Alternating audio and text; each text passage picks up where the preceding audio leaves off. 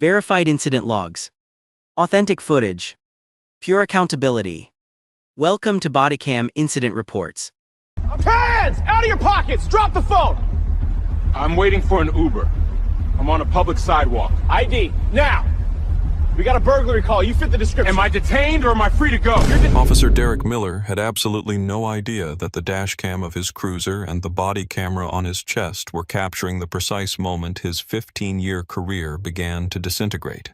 He thought he was cleaning up the streets of the exclusive Oak Haven community. He thought he was responding to a loyal citizen's tip about a dangerous intruder. What he was actually doing was arresting Marcus Thorne, a man whose hourly consulting rate was higher than Miller's weekly paycheck, and whose understanding of civil rights law was about to turn a routine harassment stop into a national headline. At exactly 10:23 p.m. on a humid Tuesday in Atlanta, what should have been a simple pickup for a rideshare turned into a federal civil rights lawsuit that would expose a deep-seated culture of racial profiling in suburban policing, bankrupt a homeowners association, and prove that dignity isn't something you can strip away with handcuffs. This wasn't just a case of a misunderstanding. This was a 42-year-old systems architect with a spotless record going up against a police veteran who believed that a black man in a suit standing on a sidewalk was inherently criminal. What happened next would become a case study in law schools across the country and fundamentally change how police departments interact with rideshare data and suspicious person calls. But before we dive deep into the details of this injustice, drop a comment below and let me know. Have you ever been stopped or questioned just for waiting for a ride? And make sure you hit that subscribe button because the twist regarding the woman who called 911 is something you are not going to believe. Marcus Thorne was the definition of the American dream realized through grit and intellect. At 42, he was a giant in the tech world. Raised in a working-class neighborhood in Chicago, he had earned a full academic scholarship to Georgia Tech, where he graduated summa cum laude with a degree in computer engineering. He followed that with an MBA from Wharton. For the past 6 years, he had served as the Chief Technology Officer CTO for Sentinel Systems, a high-end cybersecurity firm that contracted with government agencies and private gated communities. Marcus was 6'2", broad-shouldered with a meticulously groomed beard and glasses that framed a face usually set in deep thought. He was known in the boardroom for his coolness under pressure. He was the guy who fixed the servers when they crashed 5 minutes before the IPO launch. He was the guy who negotiated contracts with defense contractors without blinking. He dressed in bespoke suits not to show off, but because he knew that in his world appearance was armor. On this particular night, he was wearing a charcoal gray suit, no tie, the top button of his crisp white shirt undone. He looked like exactly what he was, a tired executive finishing a long dinner meeting. He had been at the home of David Vance, the CEO of his company, for a celebratory dinner closing a merger deal.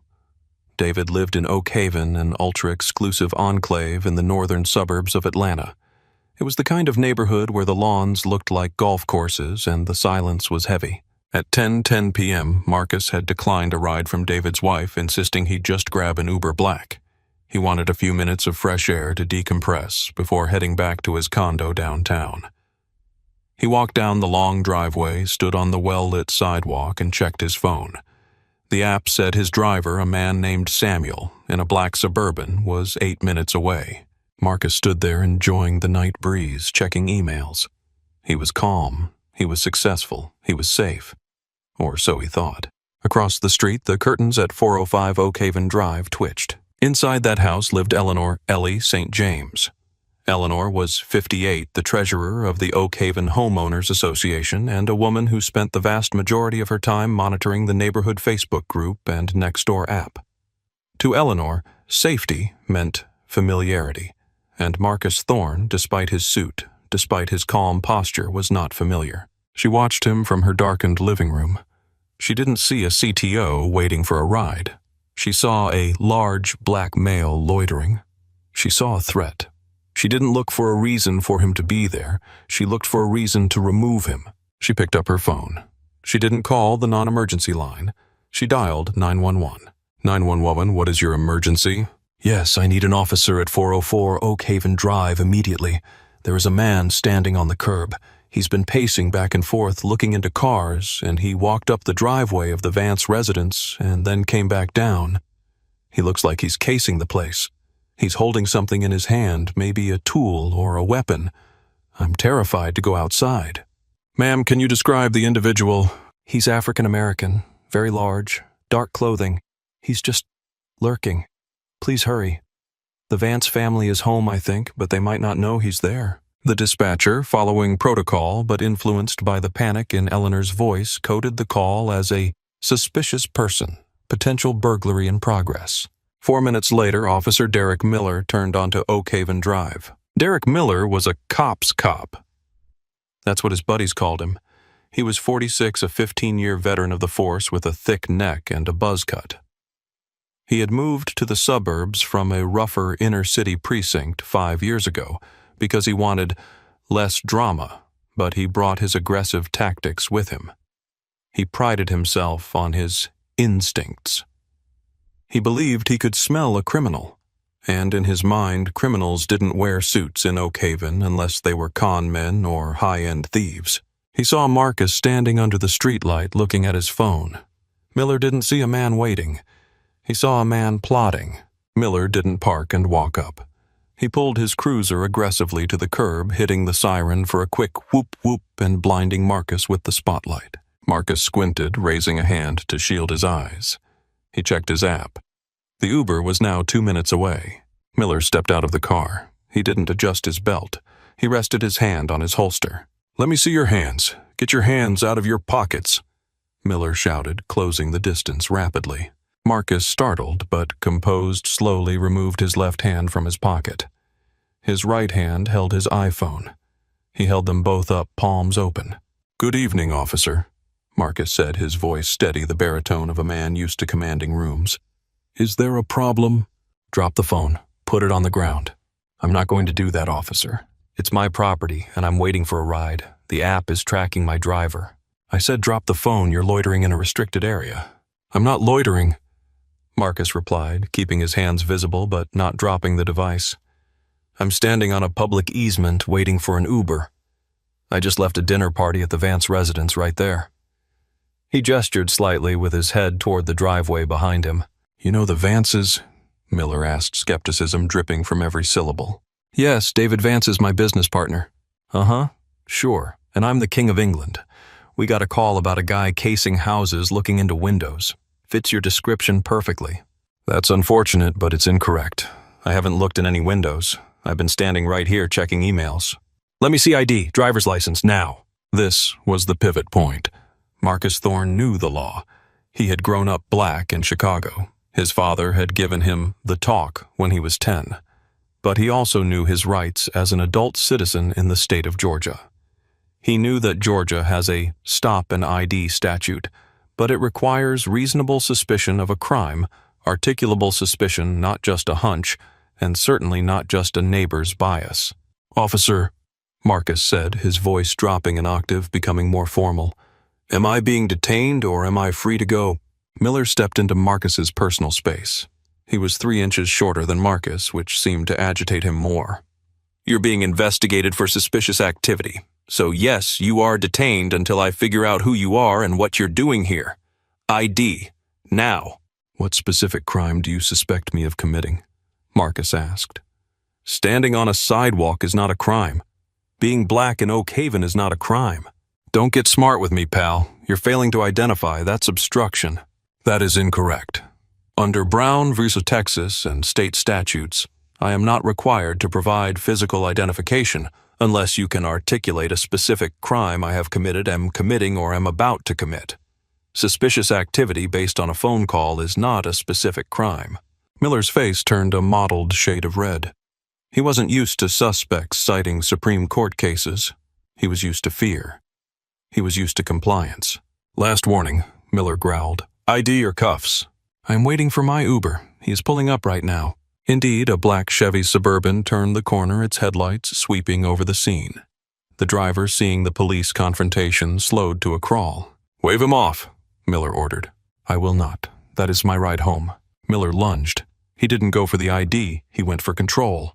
He grabbed Marcus's right wrist, twisting it violently to force the phone from his grip. "Hey," Marcus shouted, shock breaking through his composure. "I am not resisting. I am not resisting." "Stop fighting. Stop resisting," Miller screamed, performing for the body camera, creating a narrative that didn't exist. He kicked Marcus's legs apart, slamming him hood first onto the police cruiser. The phone skittered across the pavement. Across the street, Eleanor St. James watched from her window, a satisfied smirk on her face. "Finally," she whispered. "Got him." But she wasn't the only one watching. The Uber driver, Samuel, had stopped the car. He didn't drive away. He pulled out his own phone and started recording. And David Vance, the CEO, hearing the commotion from his front porch where he had stepped out for a cigar, was sprinting down the driveway. Hey, what the hell are you doing?" David yelled, running toward the cruiser. Miller, hearing running footsteps, whipped his head around, hand dropping to his taser. "Back off! Stay back!" "That's my CTO! That's Marcus!" David screamed, stopping 10 feet away, hands up. "What are you doing to him?" "He's under arrest for loitering and prowling and obstruction of justice." Miller panted, wrestling Marcus's other arm behind his back.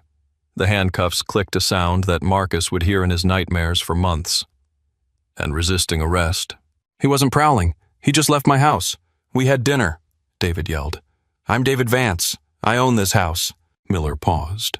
He looked at the white man in the polo shirt and khakis. He looked at the house. He looked at Marcus, pressed against the hot metal of the car hood, glasses askew, dignity shredded. A smarter officer would have stopped. A smarter officer would have uncuffed Marcus, apologized, and de-escalated. But Derek Miller was too deep in his own ego. He had already made the call. He had already used force.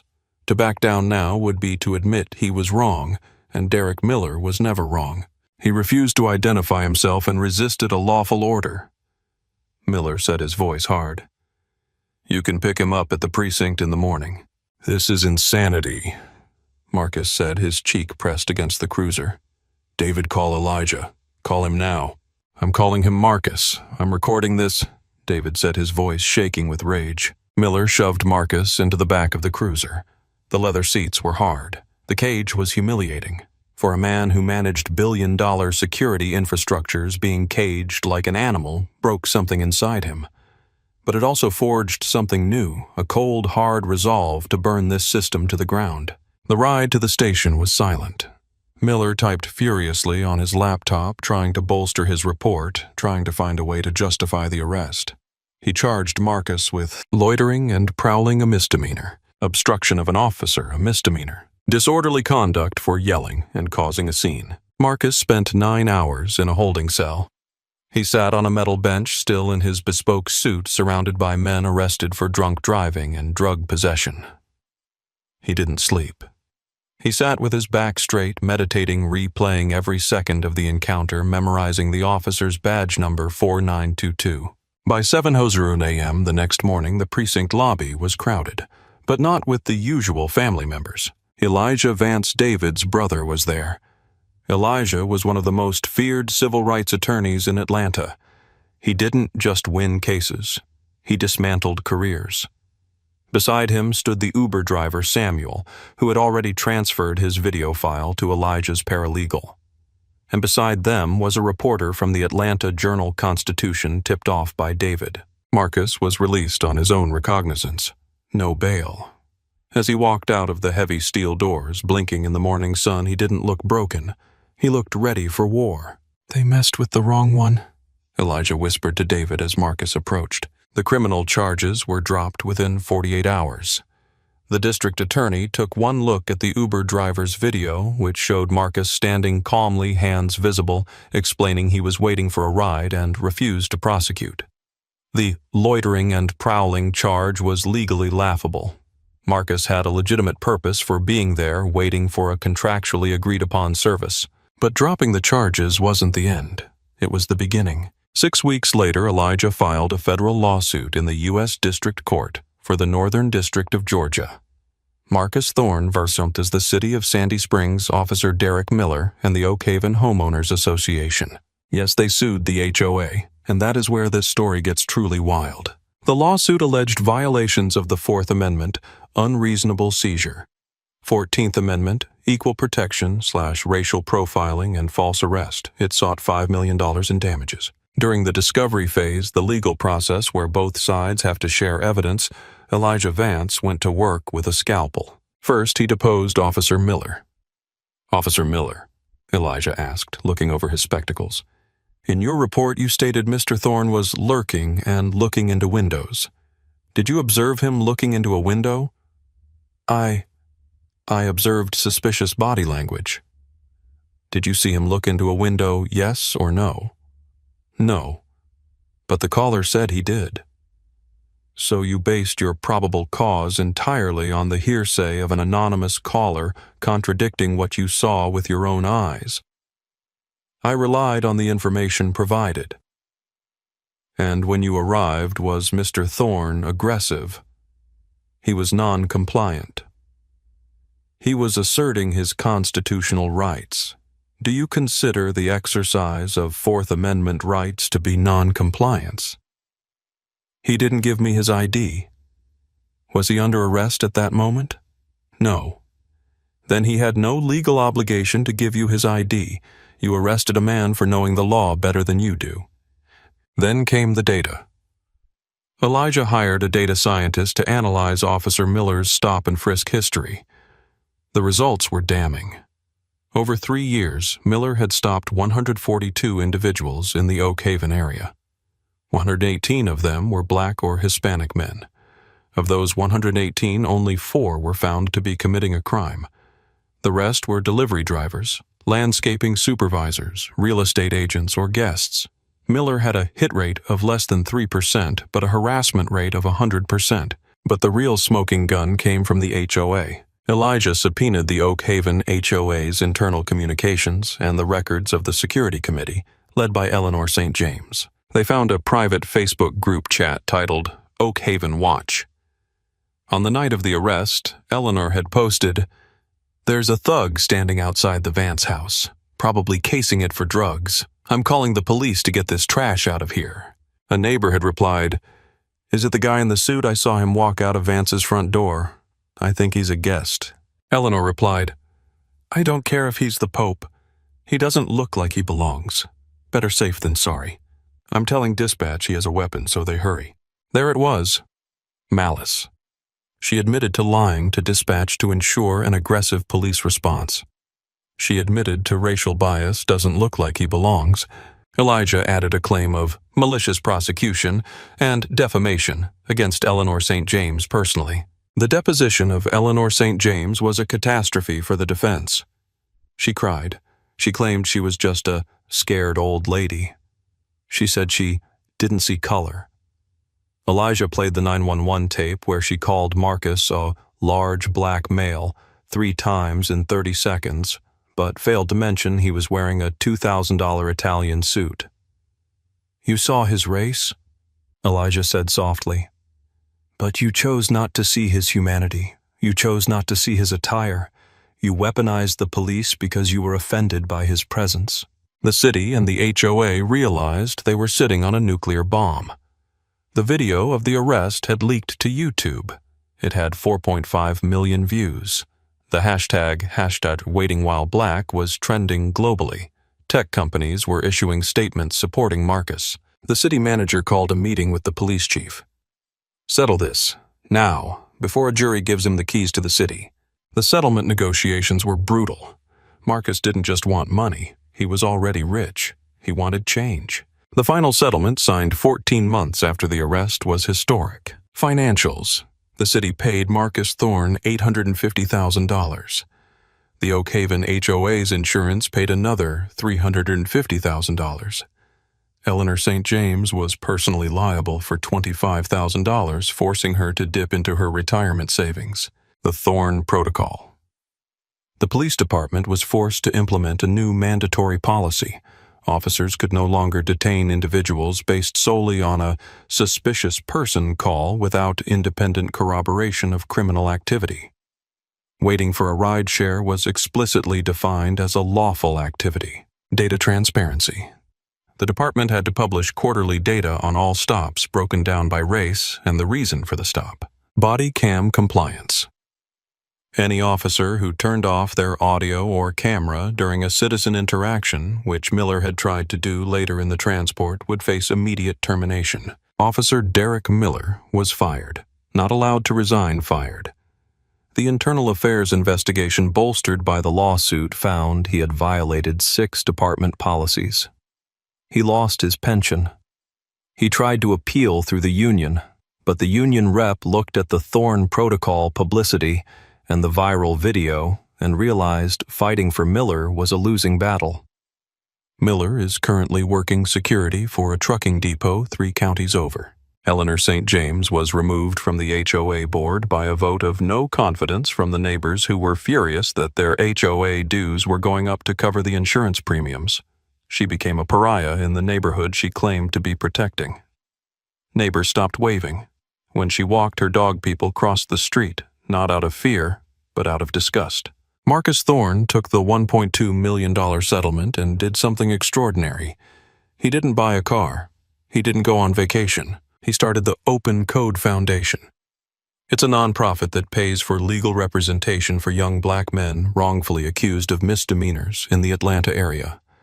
He also partnered with Uber and Lyft to create a feature in the app called Safety Monitor, which allows riders to instantly start a live video stream to a designated emergency contact if they feel threatened while waiting for a ride. Marcus still works at Sentinel Systems. He still visits David Vance in Oak Haven. But now, when he stands on the curb, the police cruisers roll by slowly and the officers wave. They know who he is. They know he's the man who proved that the Constitution applies to everyone, even on the dark streets of an exclusive suburb. But here is the lesson, and it's a hard one. Marcus Thorne won because he was wealthy. He won because he was educated. He won because he had a CEO witness and a shark for a lawyer. Imagine if he had been a 19-year-old college student. Imagine if he had been a janitor waiting for the bus. Imagine if the Uber driver hadn't recorded. Officer Miller would have written "resisting arrest" in his report, and that young man would have a criminal record today. He would have been processed, plea bargained, and labeled a troublemaker. The system didn't work. The system tried to crush Marcus. Marcus worked the system. This story matters because it forces us to ask, why is comfort for some people predicated on the fear of others? Eleanor St. James valued her comfort over Marcus's freedom. Officer Miller valued his authority over Marcus's rights. Abuse of power isn't just about batons and guns. It's about the presumption of guilt. It's about looking at a man in a suit and seeing a suspect just because of the color of his skin. We have to stop weaponizing 911. We have to stop viewing our neighbors as threats. And we as citizens have to do what Marcus did, stand firm, know our rights, and refuse to let fear dictate our dignity. If this story made your blood boil, drop a facts in the comments. Share this with your friends who think, if you just comply, you'll be fine. Marcus complied with the law and he still ended up in cuffs. Thanks for reading. Stay safe, know your rights, and never let them silence you. See you in the next one. The incident review concludes here. To support continued transparency, kindly like and subscribe. We appreciate you watching Bodycam Incident Reports.